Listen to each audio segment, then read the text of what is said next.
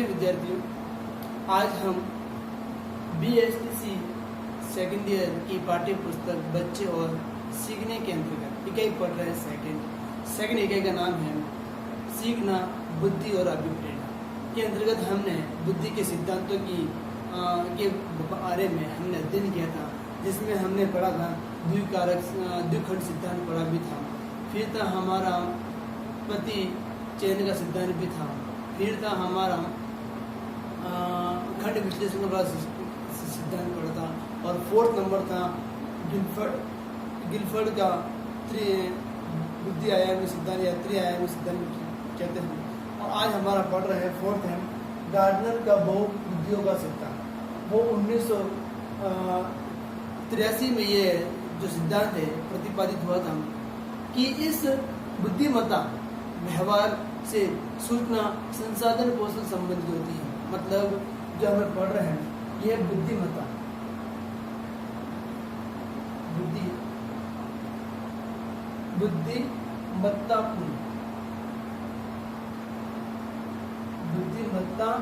पूर्ण जो है हमने व्यवहार से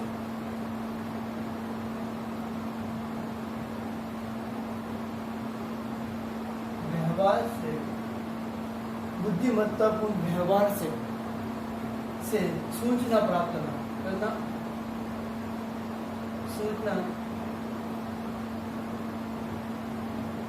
संसाधन कौशल संबंधित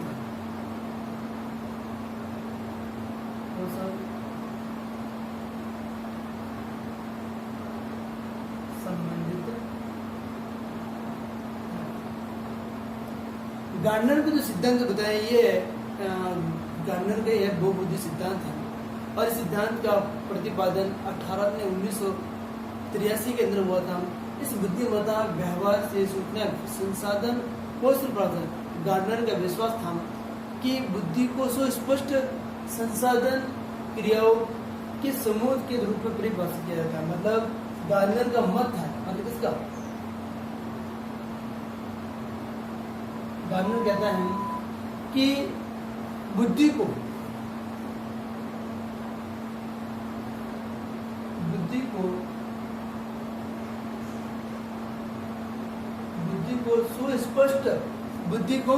सुस्पष्ट संसाधनों की संसाधन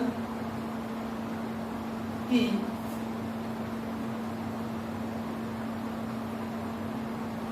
क्रियाओं के द्वारा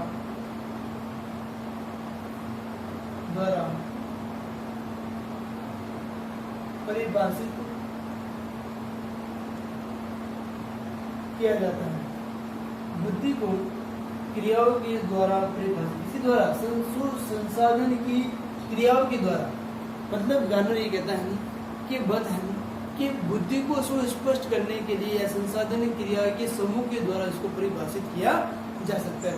जो किसी समस्या जो कि व्यक्ति की समस्याओं का समाधान जो किसी व्यक्ति की समस्याओं का समाधान उत्पादन के नए स्रोतों के बारे में ज्ञान प्राप्त कर सकते हैं। तो ये गार्डनर का विश्वास है कि बुद्धि जो है वो संसाधनों की समस्याओं के द्वारा, मतलब प्रत्येक व्यक्ति की जो समस्या होती है उन क्रियाओं का जो समाधान है वो संसाधन कौशल के द्वारा किया जा सकता है। अब इसी क्रिया में आगे आता है कि और इसी की क्रिया के आगे आता है कि गार्डनर ने भी 7 स्वतंत्र बुद्धियों को प्रस्तावित किया था। इसने वापिस गार्डनर ने 7 स्वतंत्र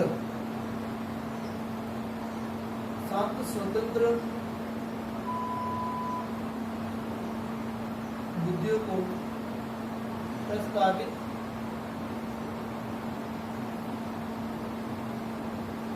किया है। गार्डनर ने 7 बुद्धियों को प्रस्तावित किया। मतलब इसको गार्डनर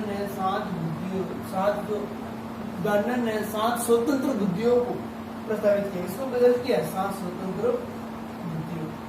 तो 7 स्वतंत्र बुद्धियों के अंतर्गत कौन कौन सी बुद्धियां हैं उसके बारे में पढ़ते हैं। तो पहला जो आता है वह हमारी भाषिक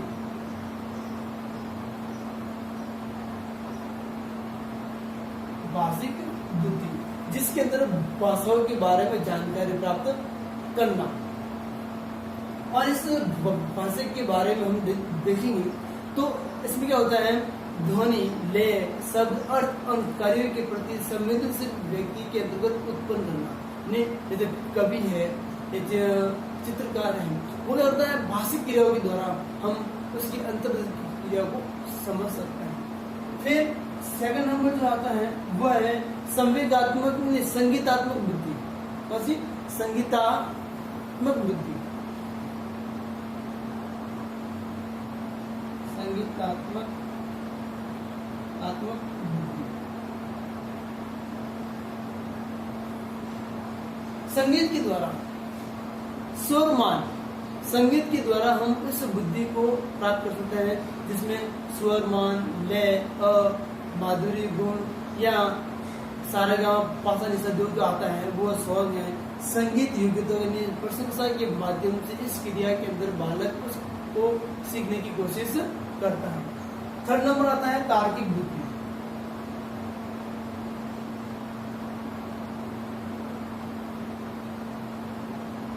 थर्ड नंबर होता है तार्किक बुद्धि। तार्किक मतलब तर्क करना, मतलब तर्क होता है पहचान करना कि ये जो संख्या जो लिखी ये सही है या नहीं।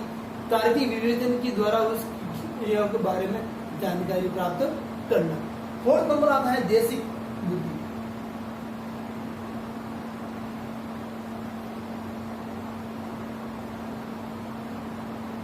बुद्धि देशिक बुद्धि।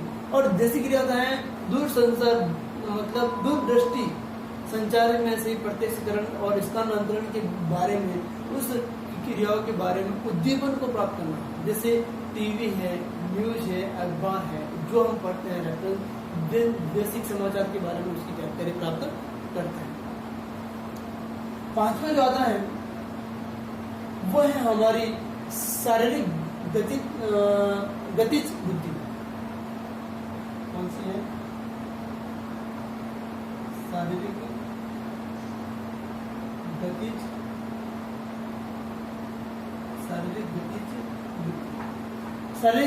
गतिज बुद्धि का होता है कि शरीर की अभिव्यक्तियों के द्वारा साथ साथ लक्ष्यों को उद्देश्य को प्राप्त करना। मतलब इसके अंदर वस्तुओं की कुशलता प्राप्त करना। हम शारीरिक गति के द्वारा कोई भी क्रिया हम कर सकते हैं, जिसके अंदर हमें अधिक से अधिक परिश्रम करके उस क्रियाओं को, उस कार्य के प्रति जिज्ञासा उत्पन्न करनी चाहिए। ठीक है।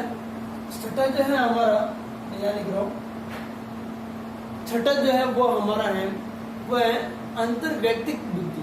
कौन सा है? कौन सा? अंतर्वैयक्तिक।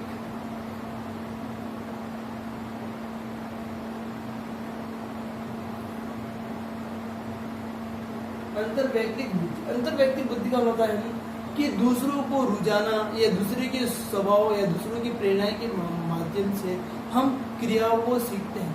जैसे कोई अच्छा व्यक्ति आता है जिसको प्रेरणा स्रोत बहुत कहते हैं, जिसके अंतर्गत हम प्रेरणा प्राप्त करते हैं, अच्छी ज्ञान को प्राप्त करते हैं, तो उसके अंतर्वैयक्तिक दूसरों की बातों को प्राप्त करना उसे बोलते हैं अंतर्वैयक्तिक। दूसरों के बारे में, दूसरों की जानने की पहचानने क्रिया को अंतर्वैयक्तिक कहते हैं। सातवां आता हमारा जो है प्राकृतिक बुद्धि। कौन सी आती है?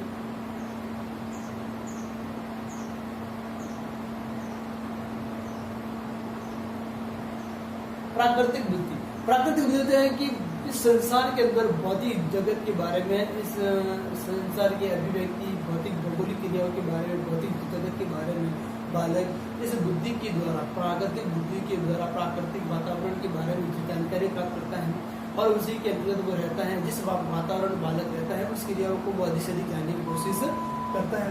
तो हमने गवर्नर ने 7 स्वतंत्र बुद्धियों के जो प्रस्तावित किया था, उन बुद्धियों में ये 7 बुद्धि बताई है: भाषिक, संज्ञानात्मक, तार्किक, देशिक, शारीरिक, अंतर्वैयक्तिक बुद्धि और प्राकृतिक बुद्धि। इसके बारे में बताया है। हम इसके विस्तार के बारे में अगले वीडियो व्याख्यान के माध्यम से सुनना। आज के लिए इतना ही।